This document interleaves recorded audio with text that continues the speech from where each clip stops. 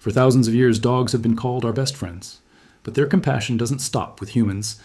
Across the world, there are stories of dogs nursing kittens, guarding ducklings, even protecting orphaned deer. To many, it seems like pure emotion. To science, it's one of the most fascinating examples of cross-species empathy on Earth. This behavior has a name: alloparenting. It means caring for young that aren't your own. It's been observed in wolves, elephants, dolphins, and, of course, domestic dogs. In nature, it increases the survival of the group. In dogs, it became something more, an instinct so strong it crosses species lines. When a puppy, or even a kitten, cries, the sound triggers ancient neural circuits in the canine brain. Those circuits activate the release of oxytocin, the same hormone that binds mothers to their newborns and humans to the people they love. Oxytocin lowers stress, creates trust, and drives nurturing behavior.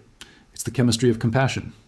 Over tens of thousands of years living beside us, dogs evolved to read emotion. They learned our facial expressions, our tone of voice, even our heartbeat patterns. They became specialists in empathy. So when they hear distress from any small creature, their brain doesn't ask for a genetic match. It only recognizes need. Behavioral researchers have recorded dozens of cross-species adoptions among domestic dogs, a Labrador in India nursing orphaned kittens, a husky in Russia raising a fox cub, a shepherd in Brazil protecting baby chicks. The environments were different, but the pattern was the same: low threat, high trust, and a maternal instinct that overrides the usual boundaries of species. This isn't confusion, it's compassion shaped by evolution. Early wolves that cooperated survived better. They passed on genes favoring empathy, patience, and tolerance. Domestication amplified those traits. What began as survival strategy became emotional intelligence. When scientists scan a dog's brain while it interacts with humans, or even with other animals, they find activity in regions tied to attachment, motivation, and reward. Caring feels good, protecting feels right. And that emotional feedback loop keeps the behavior alive. There's also evidence that humans influenced it without realizing.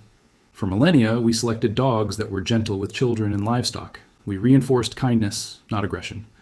The result is a species biologically wired to extend safety to anything vulnerable. From an evolutionary view, this is remarkable. Empathy isn't limited to one brain type, one lineage, or one species. It's a strategy that works. It stabilizes groups, preserves life, and in rare cases, bridges the gap between predator and prey. So when a mother dog curls around a kitten, the scene isn't just cute. It's data.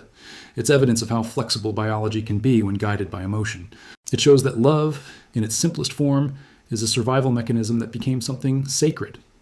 What we see in dogs is nature's most successful equation: instinct plus emotion equals connection.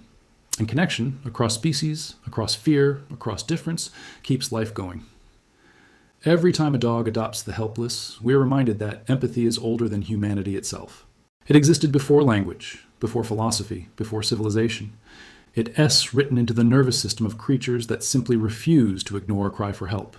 That is the science of unconditional love, and that is why dogs raise the helpless.